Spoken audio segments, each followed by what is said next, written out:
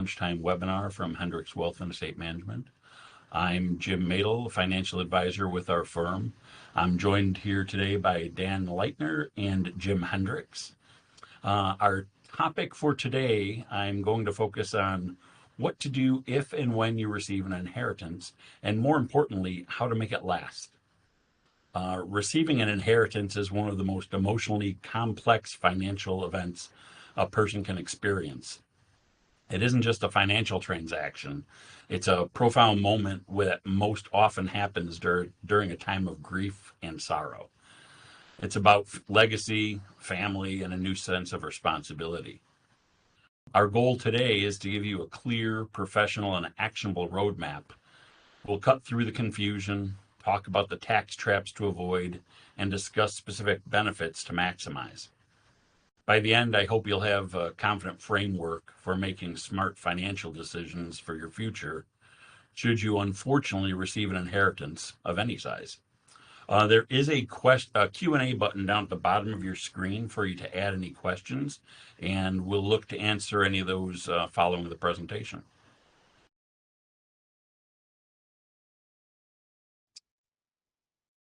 So when you receive an inheritance, you're standing at a crossroad. On one side, there's the emotional weight of grief. On the other, there's the financial weight of gratitude, confusion, and a sudden, overwhelming sense of responsibility. Many beneficiaries ask themselves, what do I do now? Am I going to mess this up? And those are legitimate questions. This is a time when some of the biggest mistakes are made, not out of greed, but out of haste and just a general lack of knowledge. The best decisions are made from a place of clarity and deliberate planning.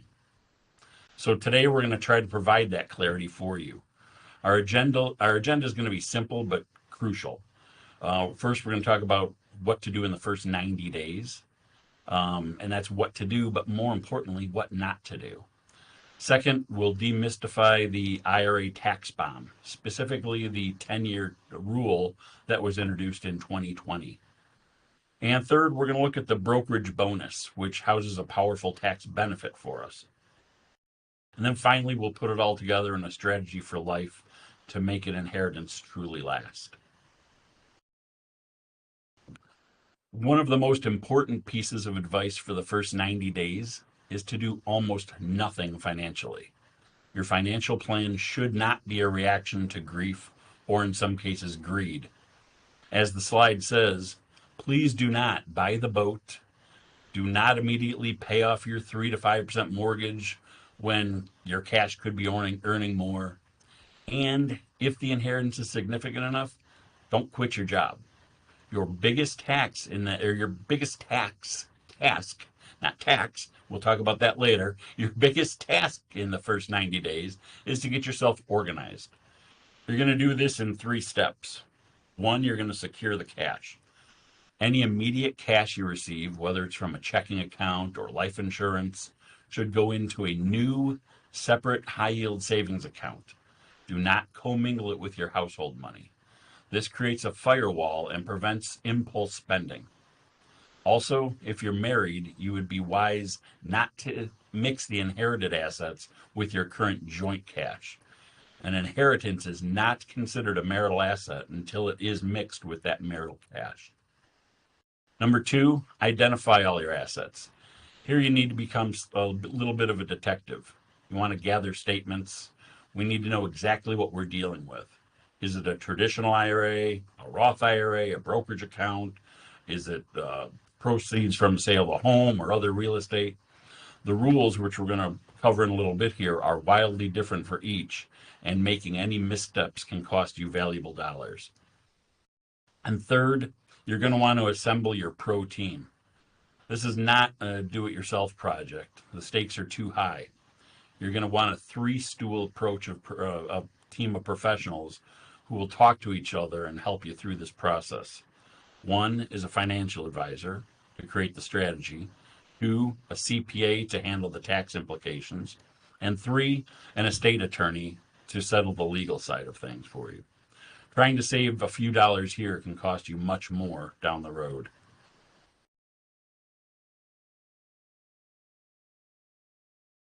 Okay, now let's get into the specifics here.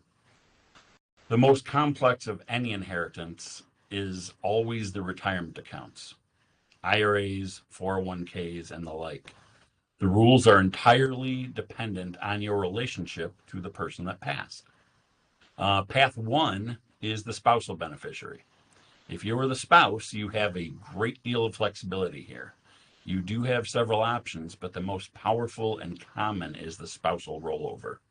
You can take that inherited IRA or 401k and roll it directly into your own IRA. The money is now treated as if it were always yours. Your required minimum distributions, or RMDs, will be based on your age and not your late spouse's. This can be a huge advantage from a tax and distribution standpoint. Then there's path two, which is more common. It's the non-spousal beneficiary. This is pretty much for everyone else: a child, a grandchild, a sibling, a partner, etc. And the rules here are quite rigid. You cannot roll this money into your own IRA because you do not receive the spousal benefit. Instead, you must open a new, specially titled inherited IRA. You may also hear it called a beneficiary IRA. This is where you'll become subject to a new and strict set of rules thanks to the Secure Act that was passed in 2020. Let's take a look at one of the most significant changes, the rules for non-spouse beneficiaries.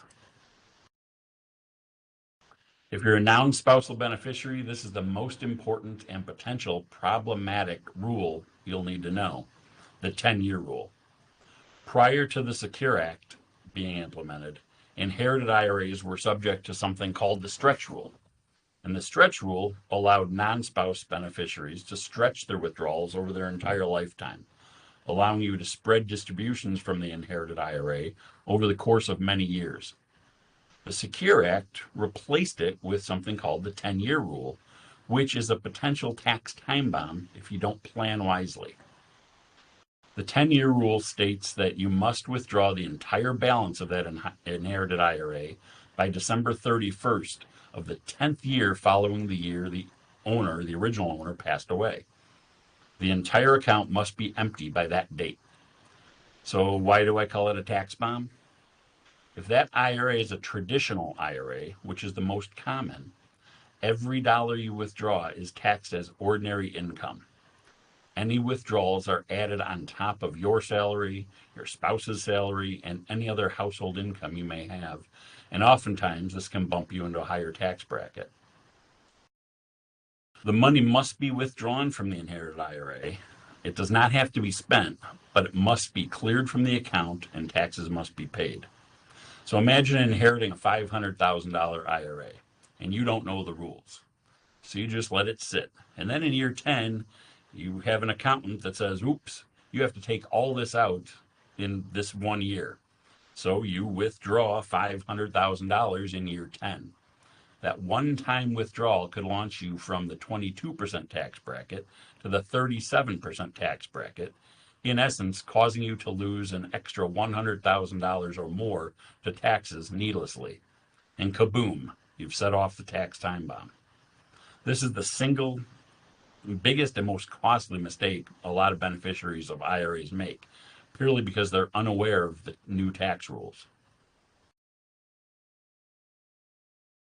So how do we defuse this bomb?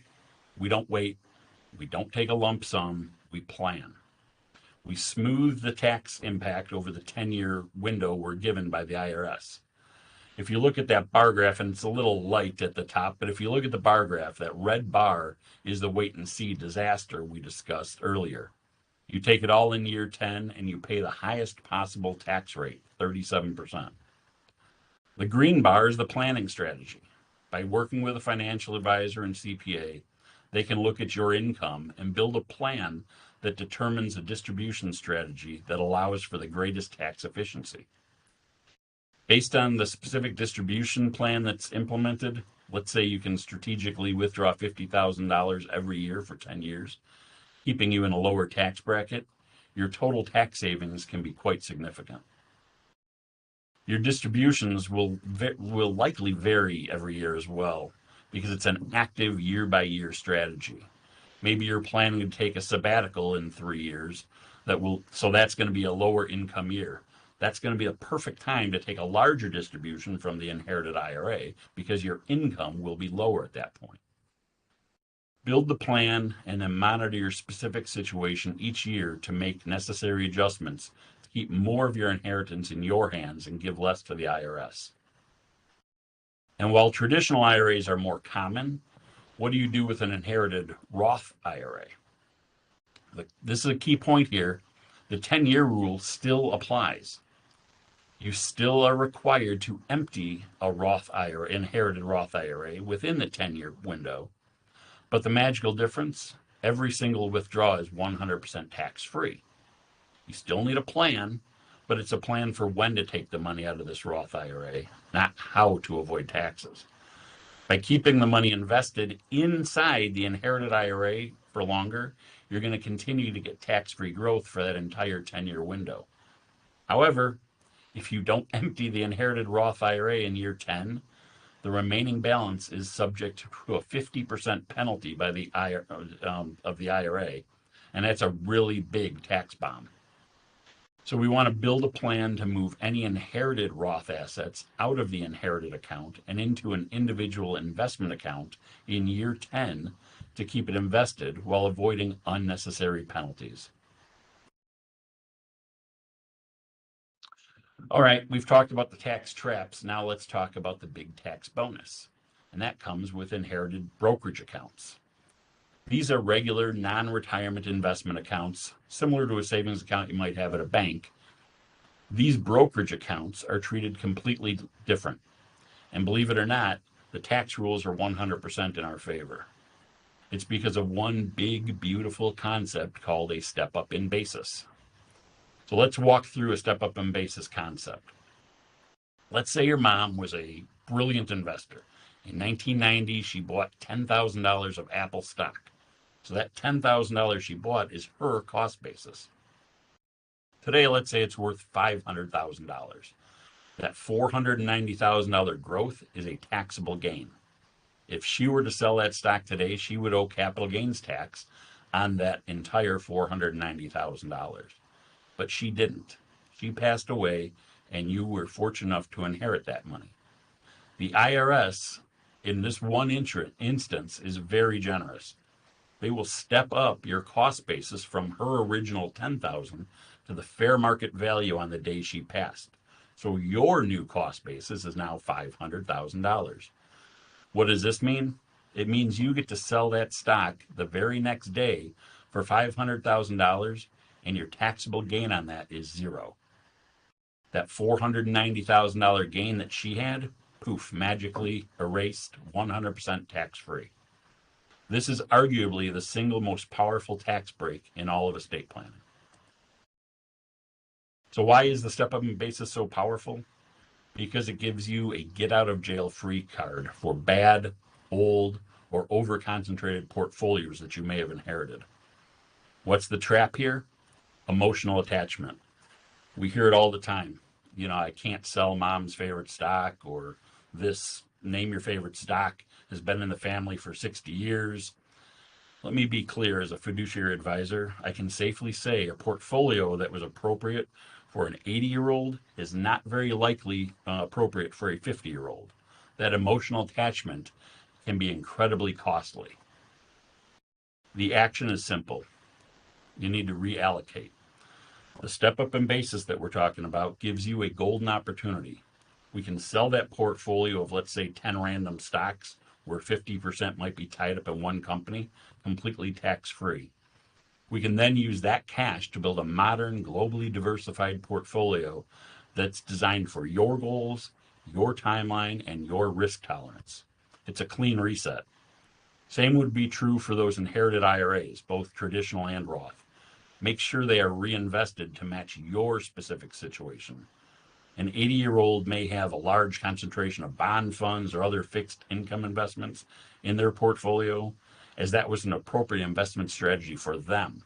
But the odds are it's not suitable for you. A financial advisor like the three of us on the screen here and all of us at Hendricks Wealth and Estate Management can help find the appropriate allocation for your specific situation your goals, and get you reinvested in accordance with your plan. All right, we've navigated the tax rules. We've reset the portfolio to match your needs. And now you have this pool of inherited money. How do you use it without blowing it like many people do? Well, you give every single dollar a job. Consider using something like the 3 bucket strategy. It's simple and it works. Bucket number 1 is security. And this one's non-negotiable. This is the money for the next 0 to 2 years. If applicable to your situation, the very first thing you do is pay off or pay down all your high interest debt. Credit card bills, personal loans, etc. Get rid of them. And when they're paid off, throw away the shovel, those credit cards that put you in debt in the first place. The second thing you do with bucket number 1 is build a 6 to 12 month emergency fund in cash. This is your shield. It protects you and it protects the rest of the inheritance from being frittered away. Bucket number 2 is for your midterm goals. This is for 3 to 5 year money. This money is for specific goals. Like, I want to put $100,000 down payment on a house in 5 years, or I want to fund my kids' 529 college plans, or I want to start a business. We invest this money, but possibly a little more conservatively because the timeline is shorter. And bucket number 3 is your long-term legacy. This is the 5+ year money. This is the money you do not touch. This money is invested for long-term growth. This isn't your parents' or grandparents' retirement fund anymore. It's your retirement fund. It's the seed for your legacy. You let this grow and compound, honoring the gift of inheritance by multiplying it, not only to help your retirement, but to also pass the legacy down to the next generation. We've covered a lot today, and if you remember just 5 things, let it be these. 1, pause. Give yourself 90 days. Don't make any rash decisions. Assemble your pro team, your financial advisor, CPA, your attorney. Number 2, IRAs can be a tax bomb. Know the 10-year rule. You must have a withdrawal plan to smooth that tax bill and avoid penalties. Number 3, brokerage accounts are your tax break. Use that step up in basis as the gift it is. Sell, diversify, reallocate the account holdings tax-free to suit your plan. 4, have a strategy. Use that 3-bucket system to give every dollar a purpose: security, goals, and legacy. And lastly, and most important, remember to honor that legacy. An inheritance is often the result of a lifetime of hard work, savings, and sacrifice from someone you loved and someone that loved you and cared about you. The best way to honor that legacy is to be a good steward of that gift. Use it to create financial security for your family and build a foundation for your future generations. Remember, plan wisely. All right, so that wraps up the making your inheritance last. I want to thank you for your time. I know this is a complex topic, and a lot's based on everyone's own personal situation. I'm happy to answer any questions that might come in now. If you have anything that's maybe a little more personal, our contact information is on the screen, and please feel free to reach out.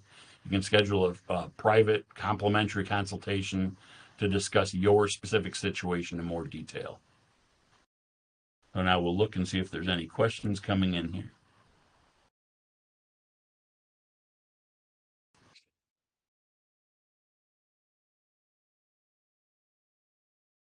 And while we wait to see if there's any questions, we host these webinars every Wednesday at 11:30 Central Time. If you're interested in seeing our upcoming topics, I invite you to visit our website and click on the events tab. Our website is on the screen there. Well, it's no longer on the screen there, but it's www.hendrickswealth.com. And again, up at the top, there's a little events tab. Also, if there's a webinar that you may have missed, I invite you to go on to our website, and you can go to our resource center, and we do have an archive of all of our prior webinars. So if there's a topic of interest that you may have missed, feel free to check that out. All right, I don't see any questions coming in here. So I want to thank you all for your time, and feel free to reach out if you have any questions down the road. Thank you all very much.